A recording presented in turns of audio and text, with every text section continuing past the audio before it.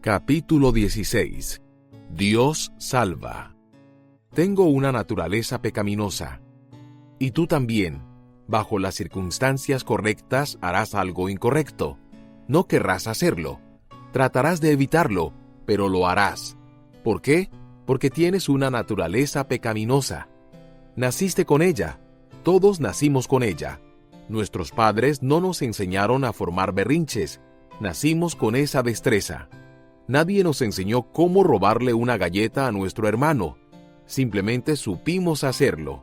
Nunca tomamos un curso para aprender a hacer pucheros o culpar a otros, pero podíamos hacer las dos cosas antes de dejar los pañales. Cada uno de nosotros llegó a este mundo con una naturaleza pecaminosa. Dios llegó al mundo para quitarla, pero costaría mucho. Mira cuidadosamente las palabras que el ángel le dijo a José. José, hijo de David, no temas recibir a María tu mujer, porque lo que en ella es engendrado, del Espíritu Santo es. Y dará a luz un hijo, y llamarás su nombre Jesús, porque él salvará a su pueblo de sus pecados. Mateo 1, 20 y 21. Tal vez no veamos la conexión entre el nombre Jesús y la frase salvará a su pueblo de sus pecados. Pero José sí la vería. Él estaba familiarizado con el idioma hebreo. Los orígenes del nombre en español Jesús se remontan a la palabra hebrea Yeshua. Yeshua es la abreviación de Yehoshua, que significa Yahvé salva. ¿Quién era Jesús? Dios salva. ¿Qué vino a hacer Jesús? Dios salva. Dios salva, no Dios se identifica, se preocupa, escucha, ayuda, asiste o aplaude. Dios salva. Específicamente, Él salvará a su pueblo de sus pecados. Jesús vino a salvarnos, no solo de la política, los enemigos, los retos o las dificultades. Él vino a salvarnos de nosotros mismos. Y he aquí el porqué. Dios tiene planes importantes para ti y para mí. Él está reclutando para sí a un pueblo que habitará el cielo. Dios les devolverá a su planeta y a sus hijos el esplendor del huerto del Edén. Será perfecto, perfecto en esplendor, perfecto en justicia, perfecto en armonía. Una palabra describe al cielo, perfecto. Una palabra nos describe a nosotros, imperfectos. El reino de Dios es perfecto, pero sus hijos no. Entonces, ¿qué hace Él? ¿Nos abandona? ¿Empieza otra vez? Podría hacerlo, pero nos ama demasiado para hacer eso. ¿Nos tolerará con nuestra naturaleza pecaminosa? ¿Poblará el cielo con ciudadanos rebeldes y egoístas? De ser así, ¿cómo sería el cielo? No lo sería. Pero Dios tenía un plan. Una historia que estaba escribiendo desde el principio. El protagonista, Cristo. El clímax de la acción comenzó en el aposento alto. Sabía Jesús que el Padre había puesto todas las cosas bajo su dominio y que había salido de Dios y a Él volvía. Así que se levantó de la mesa, se quitó el manto y se ató una toalla a la cintura. Luego echó agua en un recipiente y comenzó a lavarles los pies a sus discípulos y a secárselos con la toalla que llevaba a la cintura. Juan 13, 3 al 5. Esta fue la víspera de la crucifixión y la última cena de Jesús con sus seguidores. Juan quería que supiéramos lo que Jesús sabía. Jesús sabía que tenía toda la autoridad. Sabía que había sido enviado del cielo. Sabía que estaba destinado al cielo. Jesús estaba seguro de su identidad y de su destino. Como él sabía quién era, pudo hacer lo que hizo. Se levantó de la mesa. Cuando Jesús se puso de pie, seguramente los discípulos se animaron. Deben haber pensado que Jesús estaba por enseñarles algo. Así fue, pero no con palabras. A continuación, se quitó el manto. Incluso el simple manto sin costuras de un rabí era demasiado ostentoso para la tarea en cuestión. Jesús colgó el manto en un perchero y se ciñó la toalla en la cintura. Luego tomó una jarra de agua y la vació en un recipiente. El único sonido era el salpicar del agua mientras Jesús llenaba el lebrillo. El siguiente sonido fue el del recipiente cuando Jesús lo colocó en el suelo. Luego, el sonido del cuero al Jesús desamarrar el primer par de 2 docenas de sandalias. Se oyó otra vez el salpicar del agua al Jesús sumergir en ella 2 pies, sucios como estaban. Masajeó los dedos. Sostuvo con sus manos los talones resecos. Secó los pies con su toalla. Luego se puso de pie, vació el lebrillo de agua sucia, lo llenó de agua limpia y repitió el proceso con el siguiente par de pies. Salpicar, lavar, masajear, secar. ¿Cuánto tiempo crees que requirió este lavado de pies? Suponiendo que Jesús se tomó 2 o 3 minutos por pie, este acto habría tomado casi 1 hora. No olvides, Jesús estaba en sus minutos finales con sus seguidores. Si pudiéramos medir con un reloj de arena los 3 años junto a ellos, solo quedarían por caer unos pocos granos. Jesús decidió usarlos en este silencioso sacramento de humildad. Nadie habló, es decir, nadie excepto Pedro, que siempre tenía algo que decir. Cuando se opuso, Jesús insistió y llegó al punto de decirle: «Si no te los lavo, no tendrás parte conmigo». Pedro pidió un baño. Más tarde, aquella misma noche, los discípulos se dieron cuenta de la inmensidad de este gesto. Habían prometido quedarse con su maestro, pero aquellas promesas se derritieron como cera al calor de las antorchas romanas. Cuando los soldados llegaron marchando, los discípulos se fueron corriendo. Me los imagino corriendo a toda velocidad hasta que, ya sin fuerzas, se desplomaron en el suelo, dejaron caer la cabeza hacia adelante y miraron, fatigados, hacia abajo. Fue entonces cuando vieron los pies que Jesús acababa de lavarles. Fue entonces cuando se dieron cuenta de que habían recibido gracia antes de que supieran que la necesitaban. Jesús perdonó a sus traidores antes de que lo traicionaran. Jesús no excluyó a ninguno de sus seguidores, aunque no lo habríamos culpado si hubiera saltado a Felipe. Cuando Cristo les pidió a los discípulos que alimentaran a la multitud de 5,000 personas hambrientas, Felipe replicó: «¡Imposible!». Juan 6:7 parafraseado. ¿Qué hace Jesús entonces con alguien que cuestiona sus órdenes? Aparentemente, le lava los pies al que duda. Santiago y Juan presionaron para obtener posiciones en el reino de Cristo. ¿Qué hace Jesús entonces cuando la gente usa el reino de Dios para promoción personal? Desliza una palangana en dirección a ellas. Pedro dejó de confiar en Cristo en medio de la tormenta. Intentó convencer a Cristo de que no fuera a la cruz. En pocas horas, Pedro maldeciría el nombre mismo de Jesús y saldría disparado a esconderse. De hecho, todos los 24 pies de los seguidores de Jesús pronto saldrían corriendo y dejarían solo al Mesías frente a sus acusadores. ¿Te has preguntado alguna vez qué hace Dios con la gente que no cumple sus promesas? Les lava los pies. Y Judas, la rata mentirosa, confabuladora y codiciosa que vendió a Jesús al mejor postor a cambio de un puñado de dinero. Cristo no le lavaría los pies, ¿cierto? En verdad, espero que no.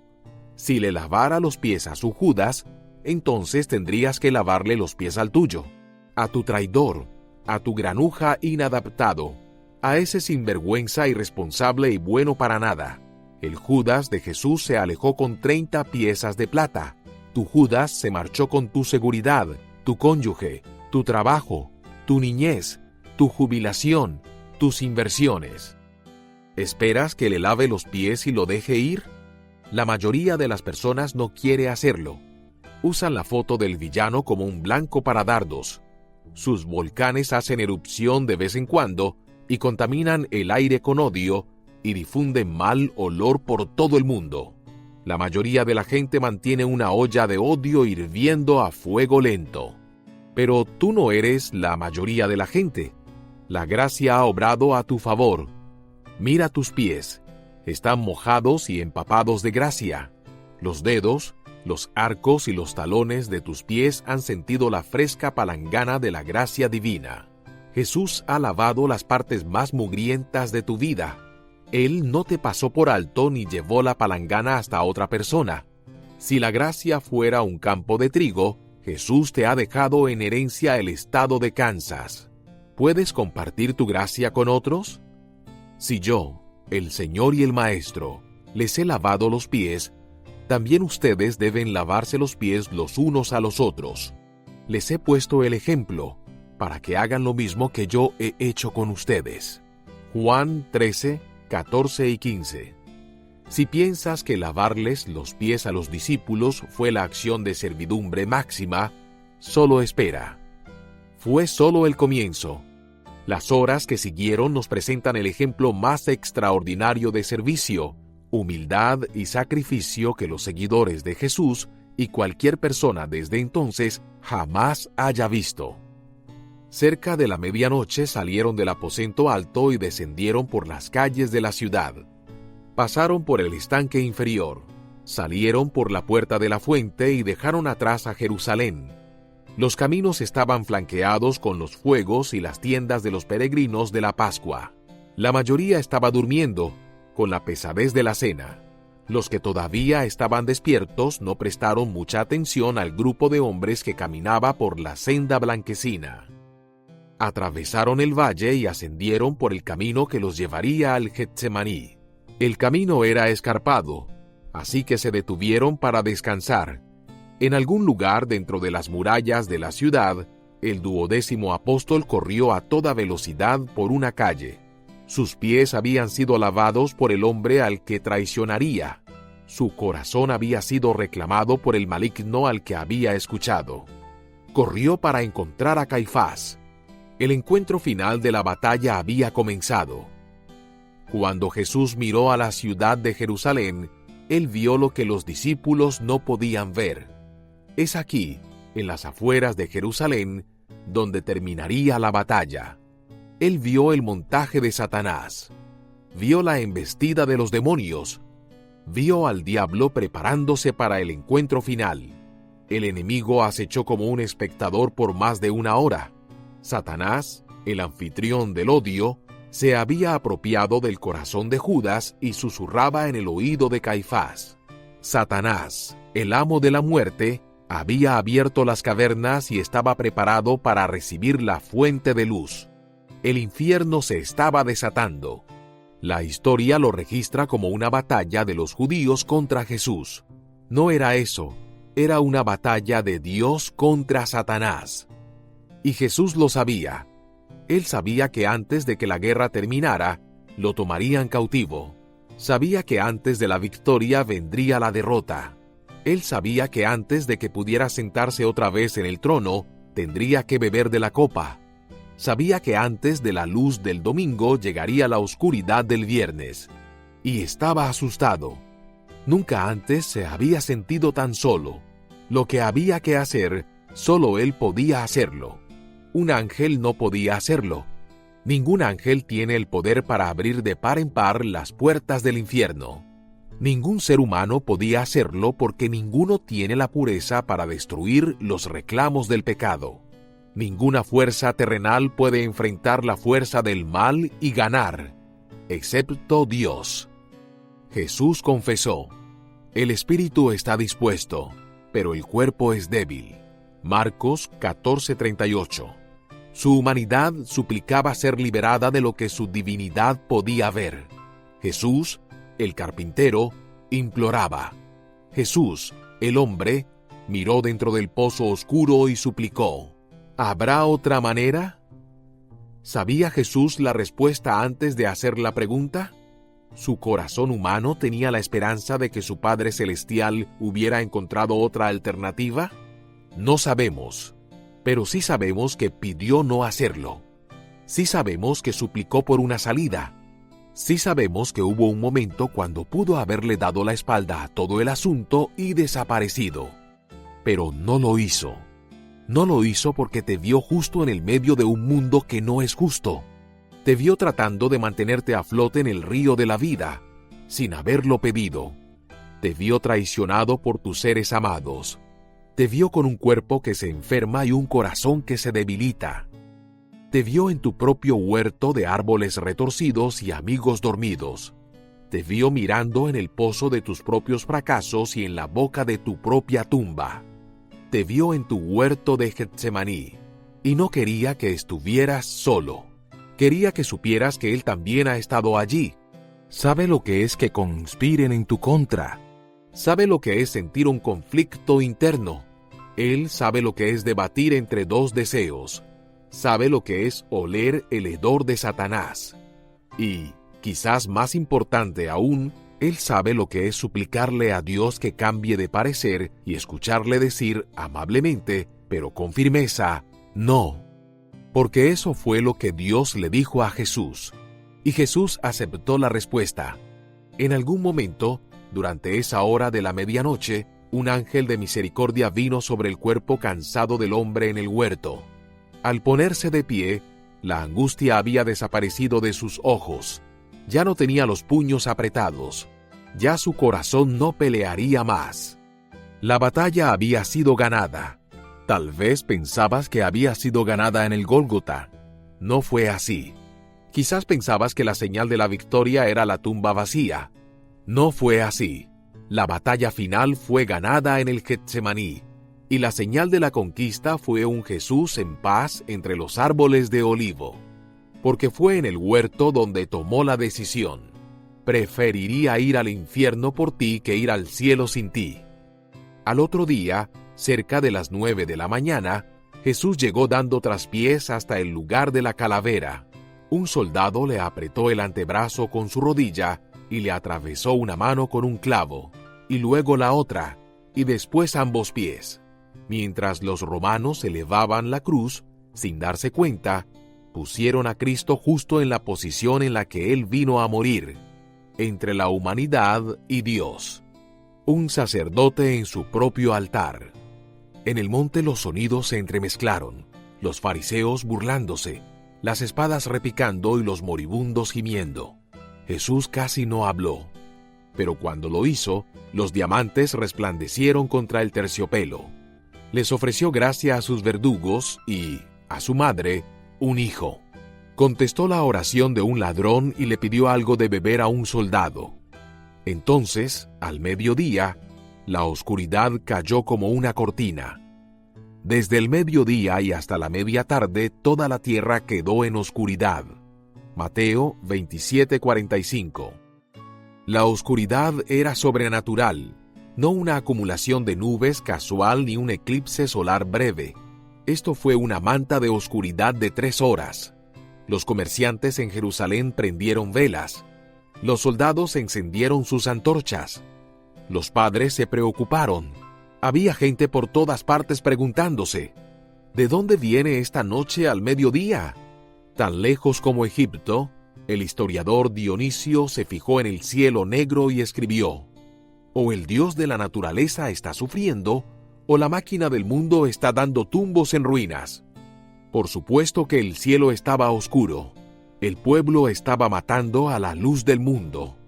El mundo se angustió tal como Dios dijo que ocurriría. Y sucederá que en aquel día, yo haré que el sol se ponga al mediodía y que la tierra en pleno día se oscurezca.